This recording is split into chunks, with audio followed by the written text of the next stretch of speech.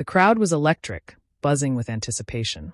It wasn't every day that Rosie O'Donnell and Caroline Leavitt appeared on the same live broadcast, and everyone watching knew the segment was going to be fireworks from the start. The topic of discussion: the role of family in modern politics, but it was never going to stay that simple. Rosie, seasoned and sharp-tongued, leaned back in her chair with that signature smirk. She thrived in tension. Caroline, younger but no stranger to the spotlight, sat upright and poised, her eyes steady on the moderator, but her peripheral focus razor-locked on Rosie. The moderator welcomed both women, framed the debate, and within moments the polite tone began to erode. Rosie had made a name for herself by pushing buttons, and tonight she'd brought a full panel of them. Rosie went in early, not with policy, not with facts, but with flair.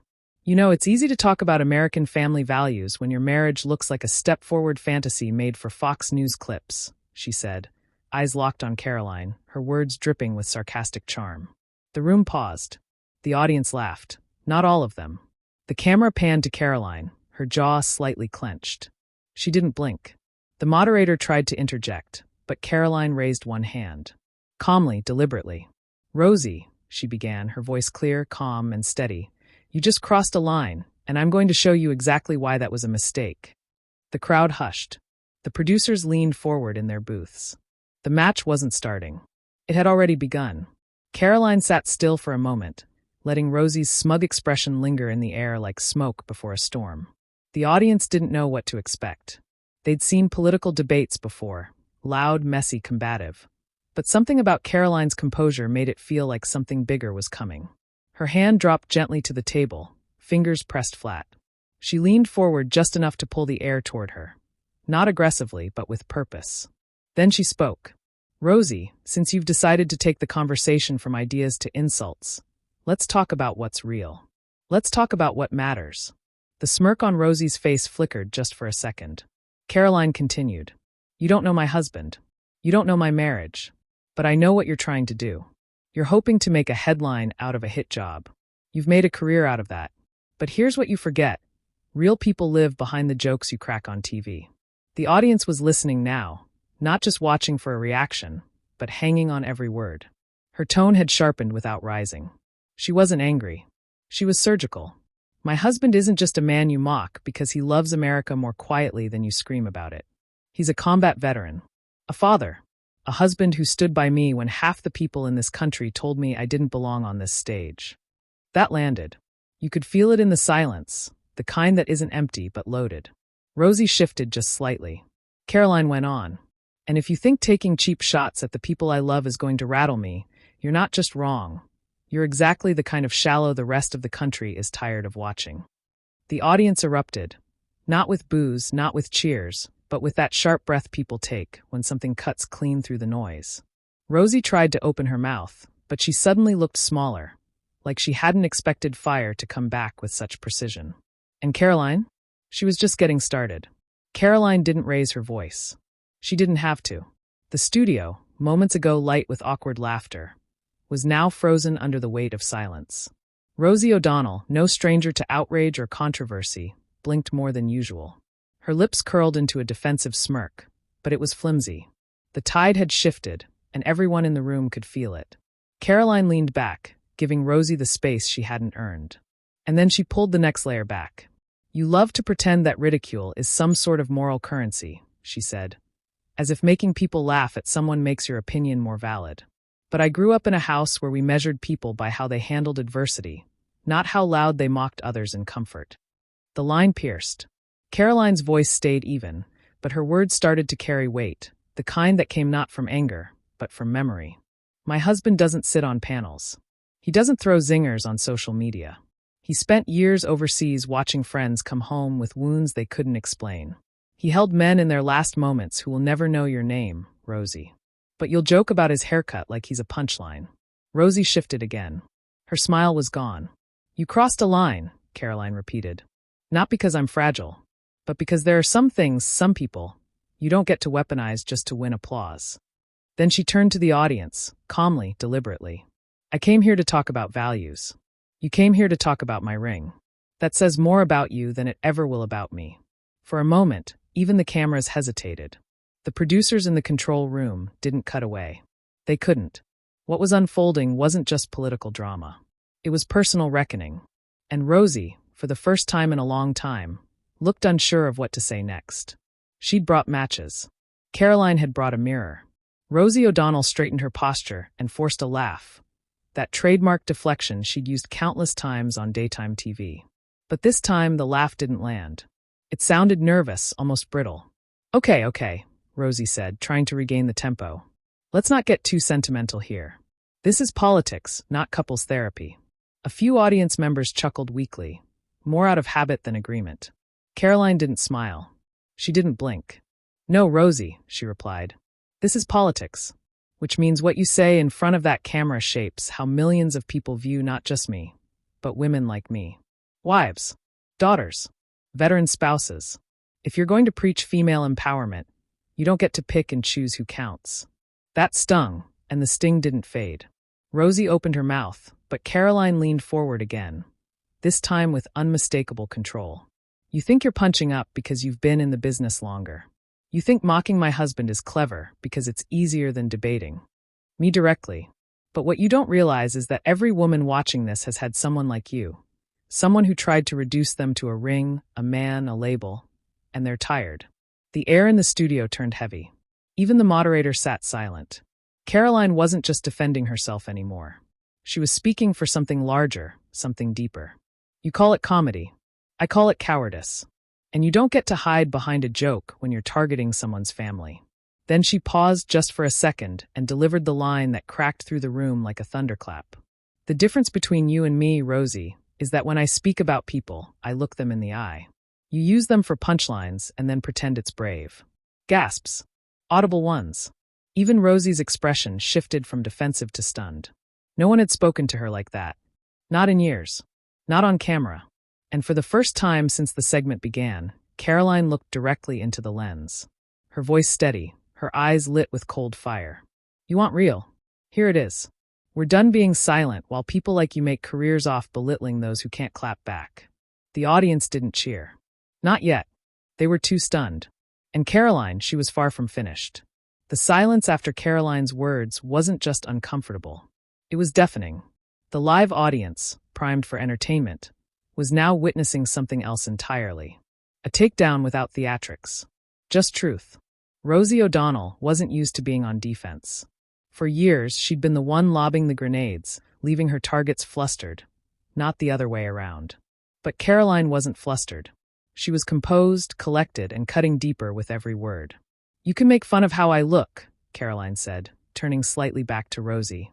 You can roll your eyes, call me a conservative mouthpiece, accuse me of being too young, too polished, too married to a man who doesn't fit your idea of masculinity. I've heard it all before. But the problem, Rosie, is that none of it makes you right. Rosie attempted a reply, a sarcastic comment half-formed on her lips, but Caroline cut her off with just a raised hand. Let me finish. You mocked my husband on national television. You thought it would be funny. You thought it would get applause. But all you revealed was your weakness, that when confronted by a woman who doesn't fit your narrative, you go personal, not political. A sharp inhale echoed from someone in the front row. I don't need you to like me. I don't need you to respect my marriage. But you will not belittle it without consequence. Not anymore.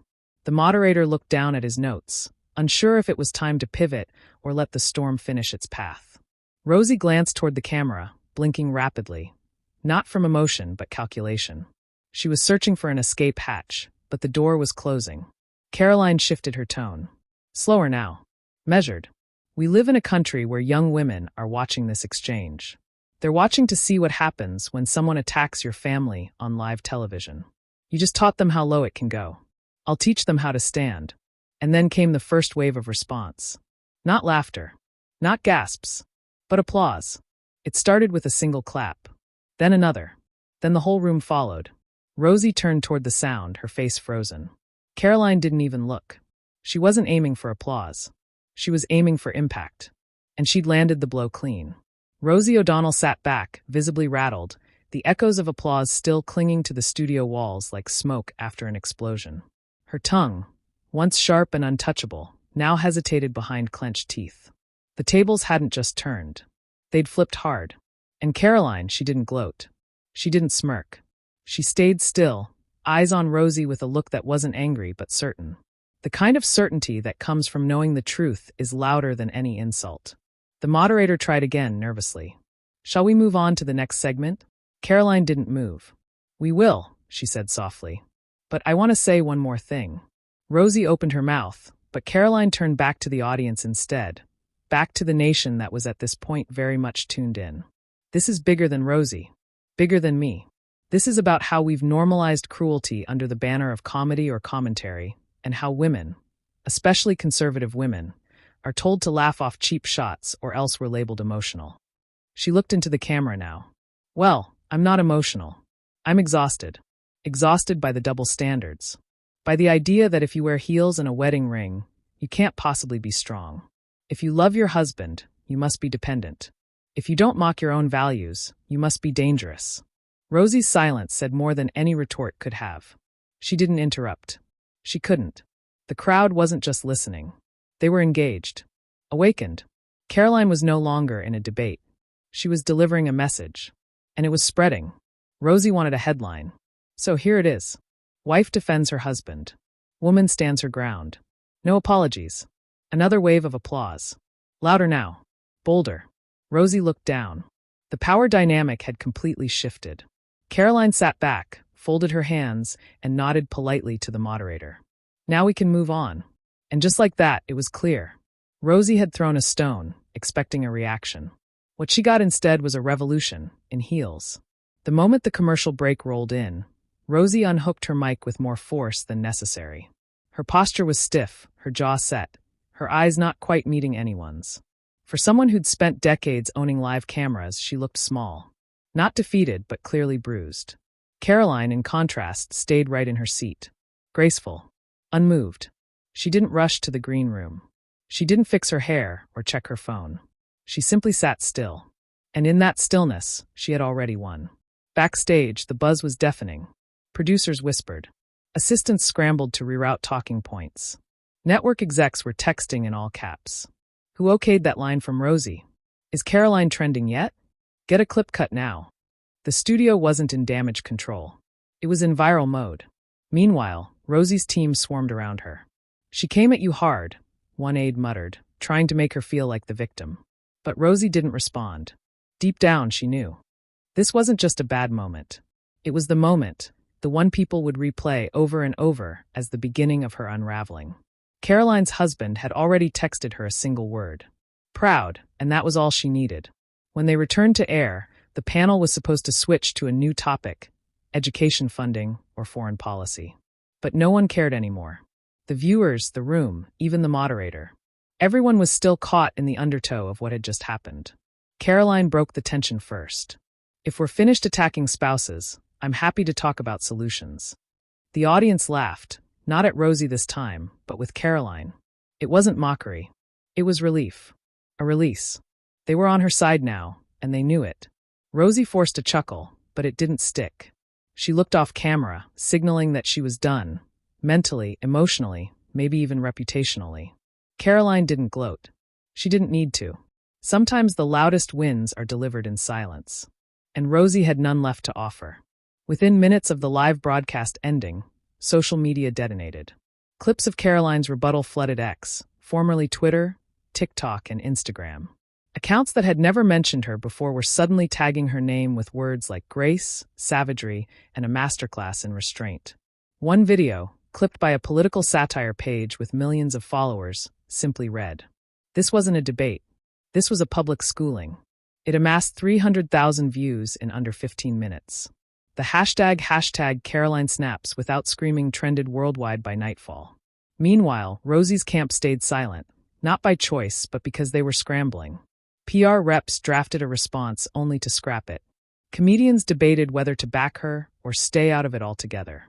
Some posted memes defending her legacy, but even those were drowned in replies like, "Legacy doesn't excuse disrespect. She went for a veteran's family. That's not comedy. Caroline just did what every woman in the country wishes she could do. Shut that noise down without screaming."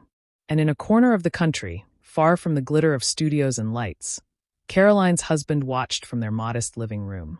He wasn't a man of many words. Never had been. But he sat on that worn couch, arms crossed, eyes glassy, watching his wife defend him. Not out of obligation, but love. She didn't have to do that, he said aloud to no one.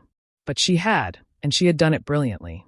Back in the city, Caroline finally looked at her phone. Thousands of messages. Hundreds of calls. Some expected, campaign advisors, donors, supporters. But some weren't. One came from a woman in Ohio who wrote, "I've been silent for years while people like Rosie laughed at my marriage. You gave me my voice back." Another from a teenage girl in Texas. "I want to be like you when I grow up. Strong, clear, unapologetic." And one short and powerful from a combat widow. "He'd be proud." Caroline read every word. Slowly, carefully. She didn't post anything. No smug tweet. No victory selfie. Just a quiet nod to herself and a long exhale. She had come into that studio knowing the fire would come. She hadn't just walked through it. She'd made it hers. And somewhere in New York, Rosie sat alone with the one thing she couldn't talk her way out of, the sound of her own silence.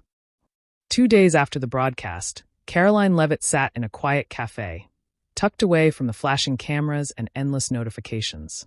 No entourage. No staff. Just her, a lukewarm coffee, and the faint hum of an espresso machine. She was reviewing her notes for an upcoming education forum when her phone lit up with an unfamiliar number. Washington area code. She almost ignored it, but something told her to answer. "Hello." A gravelly voice on the other end. "Caroline, it's Senator Marshall." She straightened slightly. The senator wasn't known for small talk or warm endorsements. "I watched the Rosie segment," he said plainly. "I've seen a lot of political takedowns in my time. But that, whatever that was something else." Caroline waited. "I want you to speak at the national summit. Prime time." She blinked. "That wasn't just a booking. That was an elevation." "Senator, I appreciate that, but may I ask, why me?" A pause. "Because everyone's watching now. But more importantly, they're listening. You didn't shout. You didn't spiral. You handled a personal attack like a leader. That matters." As she hung up, Caroline sat in silence. Not from disbelief, but from realization. Rosie's insult hadn't damaged her. It had clarified her. She hadn't just defended her husband. She had exposed a rot in the cultural conversation. The idea that mockery equals power, that cheap shots equal courage. And by standing her ground, she'd cracked that myth open for the country to see. Meanwhile, Rosie O'Donnell had gone radio silent. No tweets. No press. Her last public comment was an Instagram story with a caption that read simply, "We all say things we regret." But no apology ever came. And Caroline didn't need one, because the court of public opinion had already delivered its verdict, and Rosie wasn't on the winning side. The summit was held in Atlanta, an event known for polished speeches, familiar political tropes, and very little actual disruption. Until this year. Caroline stood backstage, calm but focused. She wore a dark navy blazer, hair tied back, hands steady.